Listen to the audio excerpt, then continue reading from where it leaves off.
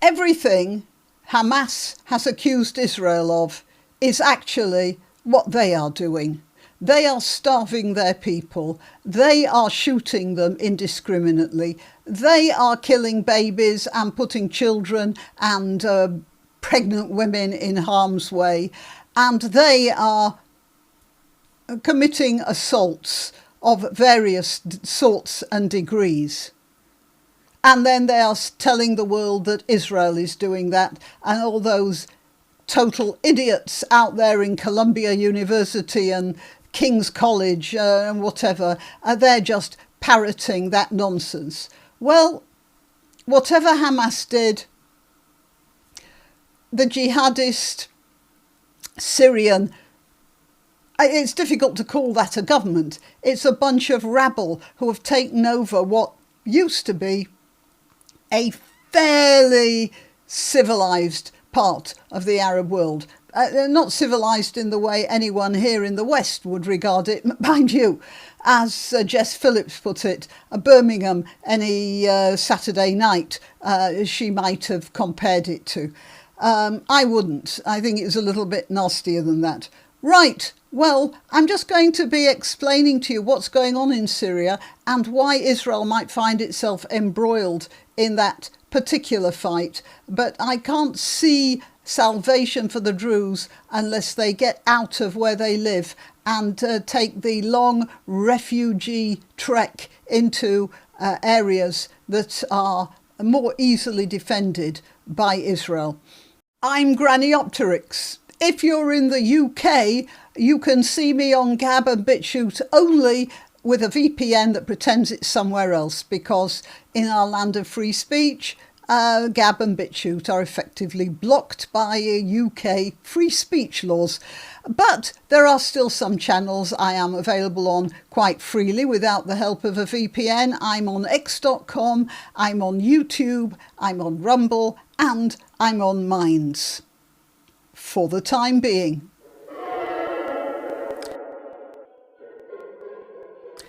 Right, I'm playing this. I'm not playing the sound because there might be a copyright issue. This is from a Channel 4 report. And it shows the Syrian militia out there in the suburbs of Damascus. And you'll see why they're in the suburbs of Damascus when I show you the map. Because there is a substantial Kurdish presence in that particular area. And they are sending phone messages and calls to Israel to ask for help from Israel. They're running, they're misspelling Druze here. That's D-R-U-Z-E, of course. They're asking for ammunition. The Druze have always been fairly tough bunch. They will fight for themselves. I don't think they would expect Israel to actually come in there, but they will expect Israel to give them some arms. Here is a bunch of savages whipping themselves up into a fury. The reason they are... Now, you may think that's pretty nasty of me to refer to these guys as savages, but what do you see there? People whipping themselves up into a foaming frenzy so they can go and kill women and children, Druze, who are were their fellow citizens until not so long ago. Apparently, a few days ago, a video was uploaded. It went viral in the Arab world, and it was supposed to be a Druze cleric making fun of Muhammad.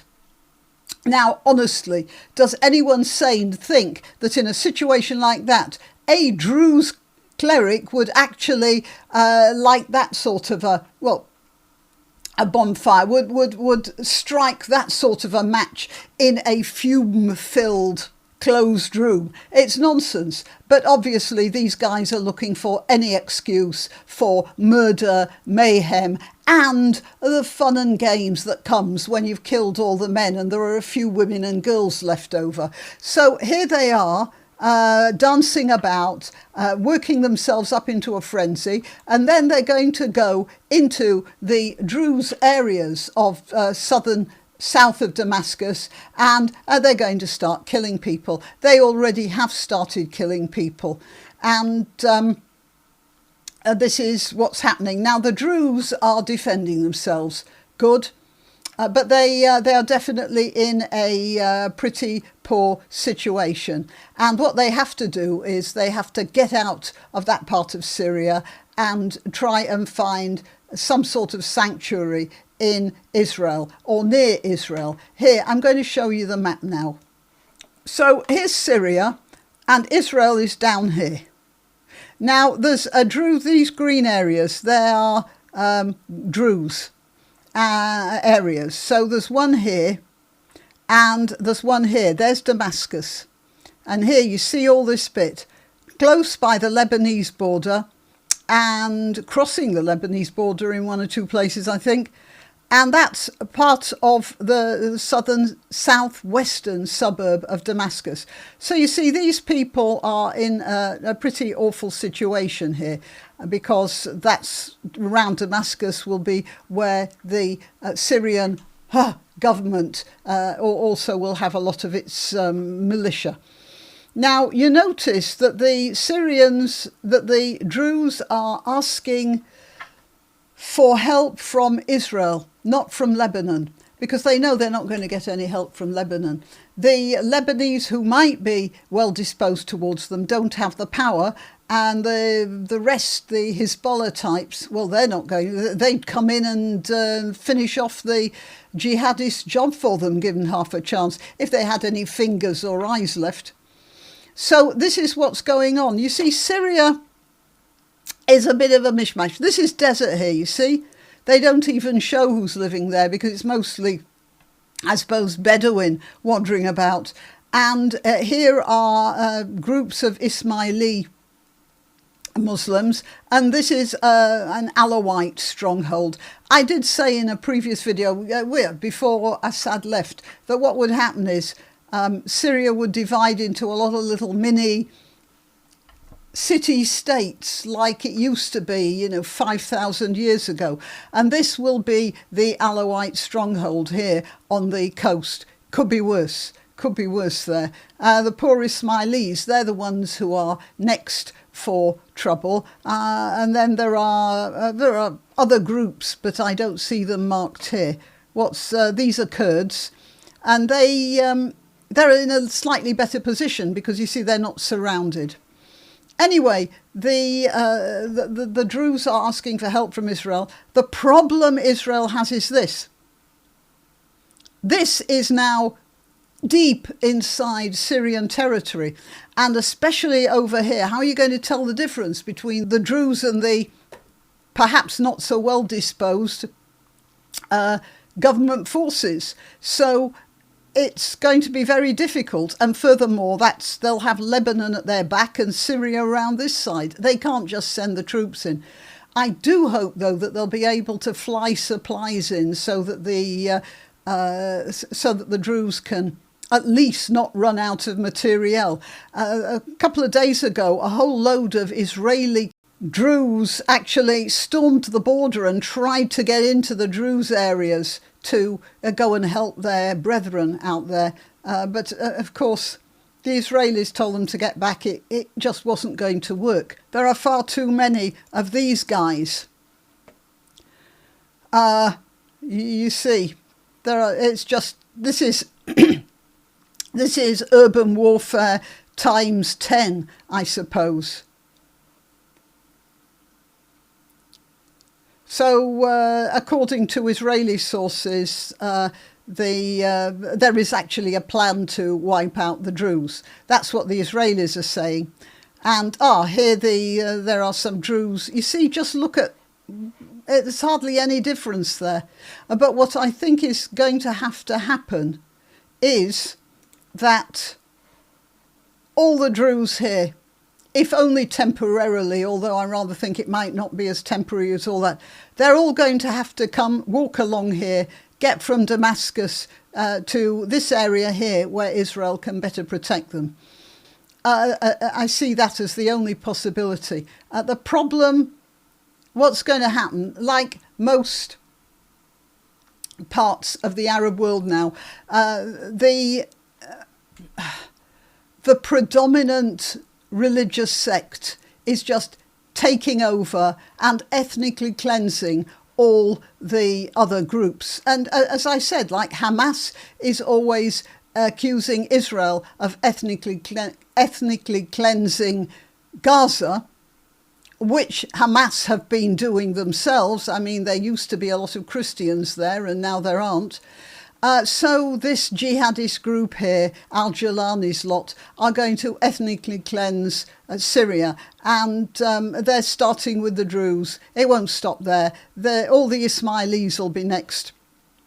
They might try to get at the Kurds. Of course, Turkey would help them, so there might be a problem there. But first, they're starting with the Druze. And it'll be the same thing every time. There'll be some sort of provocation, cooked up provocation. It's quite obvious that that Druze cleric didn't do what they said he did. They just need an excuse. And they'll find excuses for the Ismailis, and they'll have a go at the Alawites as well. But I think maybe the Alawites are getting themselves tooled up, and they do have a little bit of help from the Russian forces, which are here on the coast as well. So that might be more difficult. But the problem is, you see, that will cut off Syria if it turns into an Alawite kingdom here, and Syria becomes a monoculture of Sunni Islam.